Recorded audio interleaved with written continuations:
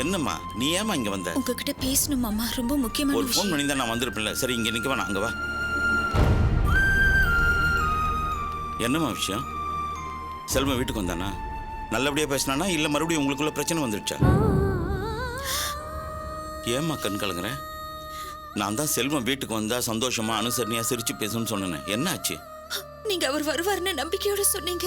நானும் அந்த நம்பிக்கையோட காத்துட்டு இருந்தேன். ஆனா அவர் வரவே இல்லை மாமா.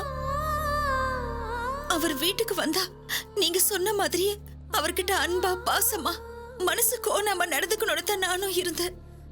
ஆனா அவர் வீட்டுக்கும் வரல. போன் பண்ணியும் எடுக்காம இருந்ததுனால கடைசியில வேற வழி இல்லாம நந்தினிய போய் பார்த்து தாலி பிச்சை கேட்ட மாமா. என் கண்ணீருக்கு அவ இறக்கம் காட்டுவான்னு பார்த்தா பழையபடியே அவ ஆபீஸ்க்கு வந்துட்டா மாமா. நான் திக்கு தெரியாம நின்னுட்டு இருந்தப்போ பேபி என்ன ஒரு சாமியார் கிட்ட கூட்டிட்டு போனா. அவர்கிட்ட என் மனக்குறைய சொல்ல போக அது எப்படியோ டிவில அவர் மேல குறை சொல்ற மாதிரி வந்துடுச்சு மாமா. எனக்கும் அவருக்கும் எதிரா யாரோ சதி பண்றாங்கன்னு நினைச்சு அவர்கிட்ட ஆபீஸ்ல போய் பேசலான்னு போனா அவர் என் கழுத்தை பிடிச்சு வெளியில தள்ளிட்டாரு மாமா. அவர் எப்படியாவது பார்த்து என் மேல எந்த தப்பும் இல்ல, உங்க மனசு கோராம நடந்துக்கிறேன், உங்க இஷ்டப்படியே இருந்துக்கங்கன்னு சொல்றதுக்காக அசோசியேஷன் ஆபீஸ்க்கு போன மாமா. அங்க அவரு என்ன கார் ஏத்தி கொள்ற அளவுக்கு வந்துட்டாரு.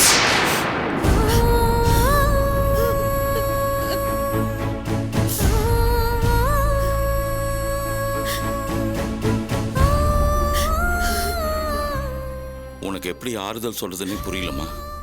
அதனால தான் மாமா நான் ஒரு முடிவுக்கு வந்துட்டேன். இதை நான் அவர்கிட்ட கூட சொல்லல, உங்ககிட்ட தான் சொல்றேன். என் சார்பில் நீங்க தான் அவர்கிட்ட பேசணும். அதனால தான் உங்களை தேடி வந்திருக்கேன். அம்மாடி, தயவு செஞ்சு தப்பான முடிவெல்லாம் எடுத்துறாதம்மா. பயப்படாதீங்க மாமா, நான் தப்பான முடிவு எதுவும் எடுக்க மாட்டேன். நீங்க சொன்னீங்களே நந்தினி அவ தரப்பு நியாயத்தை சொன்னா என்னால எதுவுமே பேச முடியலன்னு, அதனால நானும் ஒரு முடிவுக்கு வந்துட்டேன். வேற வழி இல்லாம எந்த பொண்ணு சம்மதிக்காத முடிவை நான் எடுத்திருக்கேன். அவர் எங்க 2 பேர் கூடயும் சேர்ந்து வாழட்டும், எனக்கு சம்மதம் தான் மாமா.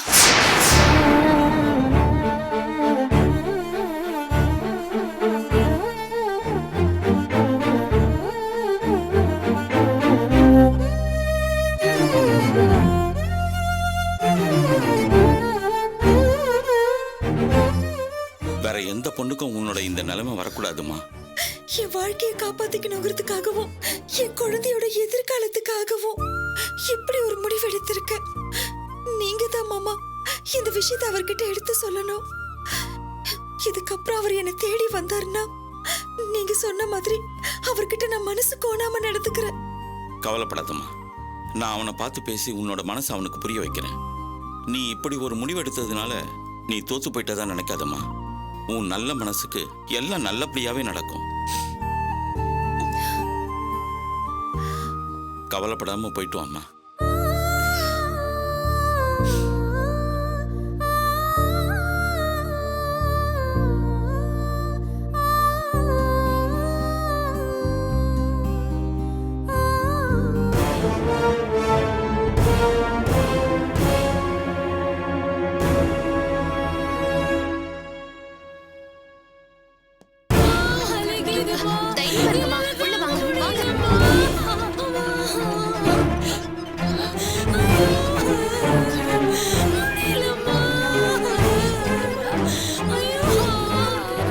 பிரசவலியில ரொம்ப துடிக்கிறாங்க. சீக்கிரம் உள்ள கொண்டு போங்க, சீக்கிரம். Okay doctor. கவலைப்படாதீங்க, தைரியமா இருங்க. கடவுளே, இப்படி வா. என்ன வாசம்? உன் சமூக சேவை முடிஞ்சதா? நம்ம போலாமா? என்ன வாசம் நீ இப்படி பாதியில விட்டுட்டு போனா நல்லாவா இருக்கும்? கொஞ்சம் வெயிட் பண்ணு. பாவம் அந்த அம்மாக்கு ஹெல்ப் பண்ண கூட யாருமே இல்ல. அதான் ரோட்ல தவிச்சிட்டு இருந்தவங்கள ஹாஸ்பிடல்ல கொண்டு வந்து சேர்த்தாச்சுல, அப்புறம் என்ன? வா போலாம். சொல்றத புரிஞ்சுக்கோ வாசு, கொஞ்சம் வெயிட் பண்ணு. போலாம். இரு. என் பொண்ணுக்கு எப்படி இருக்கு டாக்டர்? கொஞ்சம் சீரியஸ் தான். பேபியோட பொசிஷன் மாறி இருக்கு. சிசேரியன் பண்ணி தான் குழந்தை எடுக்கணும். லேட் பண்ணா தாய்க்கும் குழந்தைக்கும் ஆபத்து. ஐயோ கடவுளே, நான் என்ன பண்ணுவேன்? டாக்டர் உடனே ஆபரேஷன் ஏற்பாடு பண்ணுங்க. அதுக்கு முதல்ல கவுண்டர்ல போய் 15,000 கட்டுங்க. அப்புறம் அப்ளிகேஷன் ஃபில் பண்ணி கையெழுத்து போட்டு கொடுத்துருங்க. 15,000 அவ்வளவு பணத்துக்கு நான் எங்க டாக்டர் போவேன்? நான் கவர்மெண்ட் ஆஸ்பத்திரிக்கு போலாம் தான் என் பொண்ணை கூட்டிட்டு வந்தேன். எதுக்குமா இவ்வளவு பெரிய ஆஸ்பத்திரிக்கு என் பொண்ணு இங்க பாருமா, கூட்டிட்டு வந்த? இப்படி எல்லாம் அழுது புலம்பிக்கிட்டு இருந்தா உன் பொண்ணை காப்பாத்த முடியாது. முதல்ல பணத்தை கட்டுமா, ஆபரேஷன் பண்ணி ஆகணும். டாக்டர் ப்ளீஸ், வலியில துடிச்சிட்டு இருந்தவங்கள நான் தான் ஆட்டோ வச்சு இங்க கூட்டிட்டு வந்தேன். முதல்ல ஆபரேஷனுக்கு ஏற்பாடு செஞ்சு அந்த பொண்ணையும் வயித்துல இருக்கிற குழந்தையும் காப்பாத்துங்க. இத பாருமா, ஹாஸ்பிட்டல் என்னோடது இல்ல. ஹாஸ்பிட்டல் ரூல்ஸ மீற முடியாது.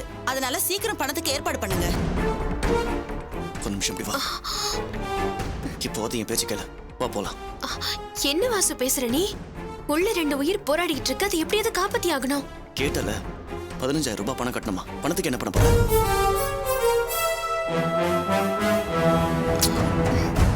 ஏய், என்ன பண்ற? இரு. ரேவதி,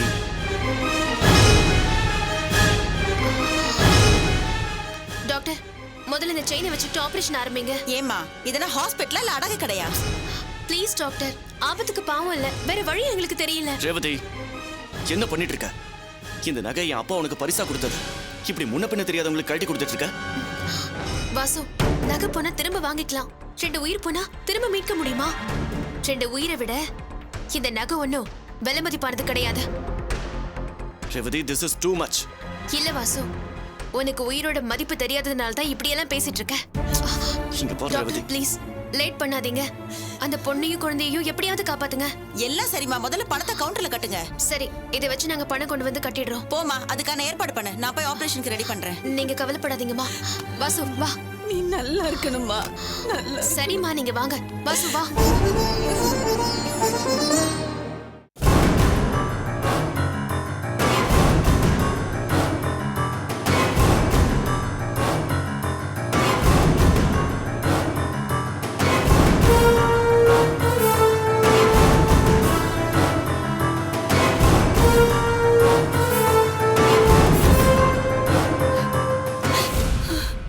உங்க பொண்ணுக்கு ஆம்பளை குழந்தை பிறந்திருக்கு. நல்லா இருக்காங்க, ஒரு பிரச்சனையும் இல்ல. கவலைப்படாதீங்க. வார்டுக்கு மாத்திரம் அப்புறம் போய் பார்க்கலாம். கடவுளே, ரொம்ப நன்றிமா. நீ செஞ்ச உதவிக்கு என்னம்மா இது? ரொம்ப சந்தோஷமா.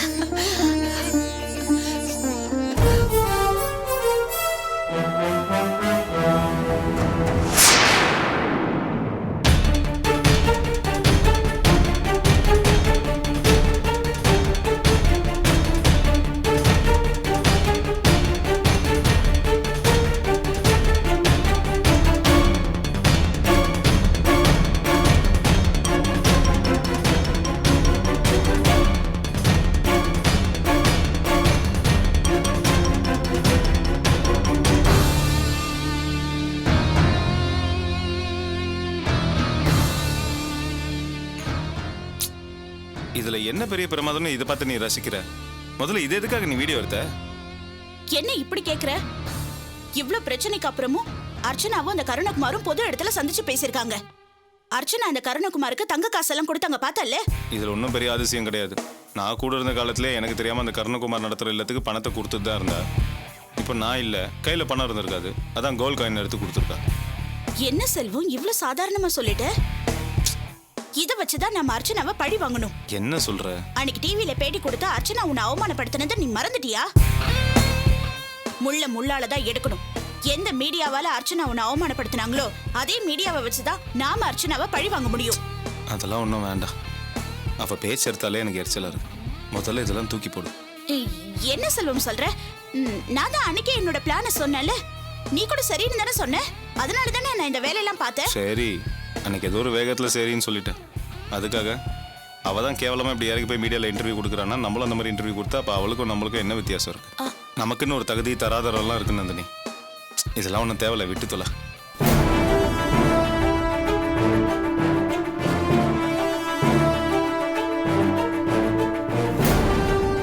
பாக்கியம், வாயா, வந்துட்டியா? ஆ.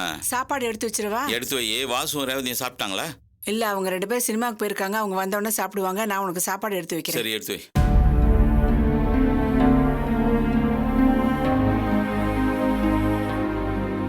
என்னடா வாசு, 2 பேரும் சினிமாக்கு போறேன் தானே சந்தோஷமா கிளம்பி போனீங்க. இப்ப ஏதோ சோகமா வந்து நிக்கிறீங்க, என்னாச்சு? ஏன், என்னாச்சு? நீங்க பார்க்கணும்னு ஆசைப்பட்டு போன படத்துக்கு டிக்கெட் கிடைக்கலையா? அப்படிலாம் ஒண்ணும் இல்ல. இவ பண்ண கூத்துல நாங்க சினிமாக்கே போல. சினிமாக்கே போகலையா? ஏம்மா ரேவதி என்னாச்சு? இல்லத்த, நாங்க போற வழியில நிறமாச கர்ப்பிணி பொண்ணு வலியில துடிச்சிட்டு இருந்தாங்க. ஐயோ, அப்புறம் என்னாச்சு? நாங்க தான் அந்த பொண்ணுக்கு ஹெல்ப் பண்ணி பக்கத்துல இருந்த ஹாஸ்பிட்டல்ல அட்மிட் பண்ணோம் மாமா. நல்ல காரியம் பண்ணிட்டு வந்தம்மா. என்ன பெருசா நல்ல காரியம் பண்ணா? யாருக்கு இல்லாத அக்கறை இவளுக்கு என்ன? நான் எவ்வளவு சொல்லியும் கேட்காம அந்த பொண்ணை கூட்டிட்டு போய் ஹாஸ்பிட்டல்ல அட்மிட் பண்ணா. அட்மிட் பண்ணது மட்டும் கிடையாது, கழுத்துல இருந்த நெக்லஸை கழட்டி பிரசவ செலவு கொடுத்துட்டா.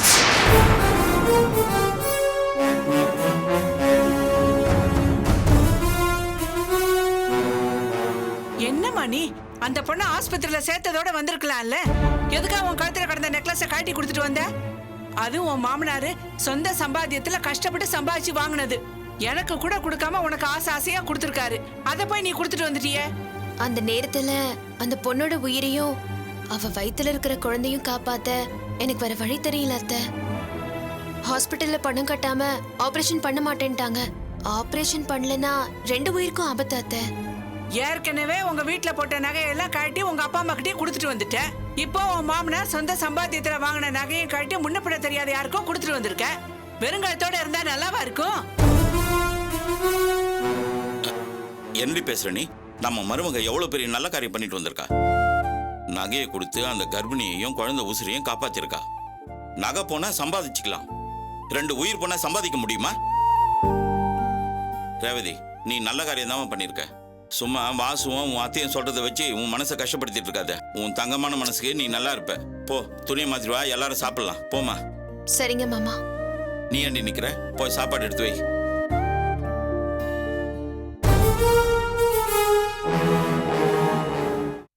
எஸ் மதன்லால் சார், செல்வமும் அர்ச்சனாவும் சந்தோஷமா வாழ்ந்துட்டு இருந்தாங்க. அவங்க என்னோட தங்கச்சி மாதிரி. இப்போ செல்வமால அவங்க நிறைய பாதிக்கப்பட்டிருக்காங்க. அதுக்கு காரணம் செல்வம் மாறினது தான். அவங்க இப்போ நிறமாச கர்ப்பிணியா இருக்காங்க. கொஞ்சம் யோசனை பண்ணுங்க சார். இந்த மண்ணில் பிறந்த எந்த பொண்ணாவது அர்ச்சனா மாதிரி இந்த முடிவுக்கு வருவாங்களா? நான் என்ன சொல்ல வரேன்னா, தன்னோட வாழ்க்கையே இன்னொரு பொண்ணு கூட பங்கு போட்டுக்க துணிவாங்களா? ஆனா அர்ச்சனா சிஸ்டர் அதுக்கு கூட ஒத்துக்கிட்டாங்க. இந்த விஷயத்த அவங்க மாமனார்கிட்ட சொல்லும் போது நான் கேட்டு அப்படியே நொறுங்கி போயிட்டேன் சார். அதோட ஏற்கனவே நியாயம் கேட்ட என்ன கை நீட்டி அடிச்சிட்டான் sir.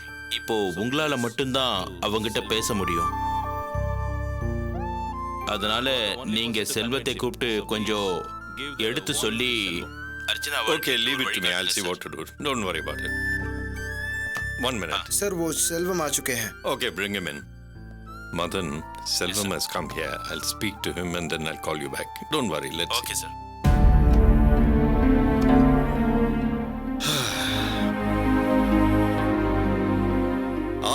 Selvam, nice to see you. You're looking great. Thank you, sir. Come. Sit. உண்மையிலே ரொம்ப ஆச்சரியமா இருக்கு சார். வழக்கமாக ஏதாச்சும் ஒரு பிஸ்னஸ் விஷயம் இருந்தால் தான் நீங்கள் சென்னை கிளம்பி வருவீங்க. இப்போ திடீர்னு கிளம்பி வந்திருக்கீங்க, அதுவும் என்கிட்ட கூட சொல்லாமல். ஏதாவது சீரியஸா? सर, आपका सडन चेन्नई विजिट क्यों? कुछ प्रॉब्लम है क्या? ये पूछ रहा है sir. Not really. But I wish to speak to you about something very serious. என்ன சார் விஷயம்? புதுசாக ஏதாவது லான்ச் பண்ண போகிறீங்களா? இல்லை எனக்கு தர வேண்டான்னு முடிவு பண்ண அந்த ஆந்திரா டீலர்ஷிப்பை எனக்கே தரலான்னு முடிவு பண்ணி அது விஷயமா ஏதாச்சும் கண்டிஷன் போட போகிறீங்களா?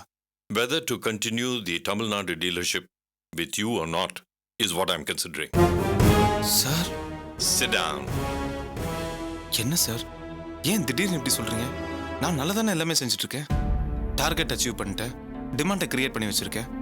அப்புறம் எதனால சார் இந்த அதிருப்தி? I am doing business well sir. Sir. Yeah, I understand. Listen, I am quite happy with the way you're doing business. I have no complaints about that.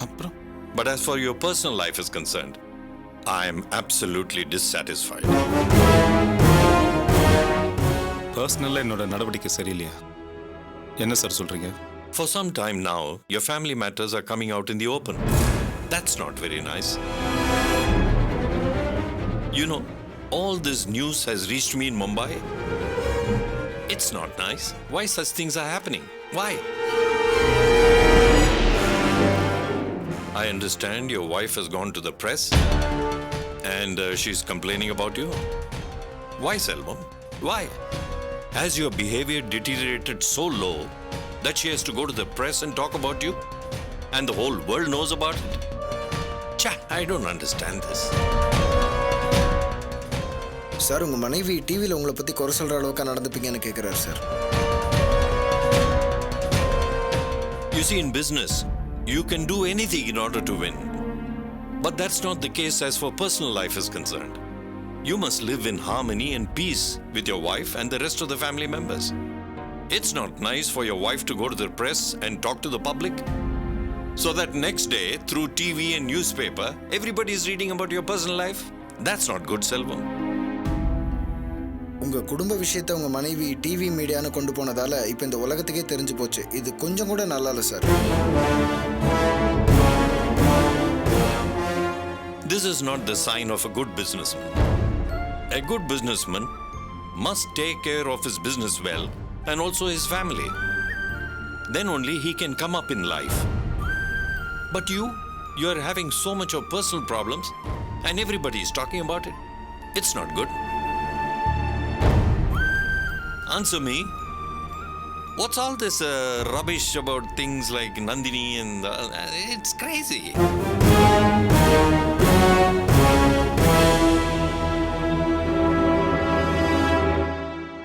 நான் சொல்கிறேன்னு தப்பாக எடுத்துக்காதீங்க சார். அது என் பர்சனல்.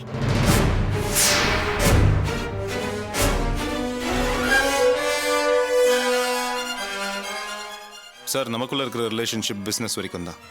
நீங்கள் என்னோட பாஸாக இருக்கலாம், ஆனால் அதுக்காக என்னோட பர்சனல் லைஃப்குள்ளே வரத்துக்கு உங்களுக்கு எந்த ரைட்ஸும் கிடையாது. பிஸ்னஸ் ரீதியில் நான் ஏதாச்சும் தப்பு பண்ணி தான் சொல்லுங்கள், நான் அதை கரெக்ட் பண்ணிக்கிறேன். புரிஞ்சிருக்கோன்னு நினைக்கிறேன். புரியலன்னா சொல்லு sir. Selvam, don't get upset. Have you forgotten the agreement we signed? It clearly says, if I'm dissatisfied with you business-wise or on your personal front, I can take action.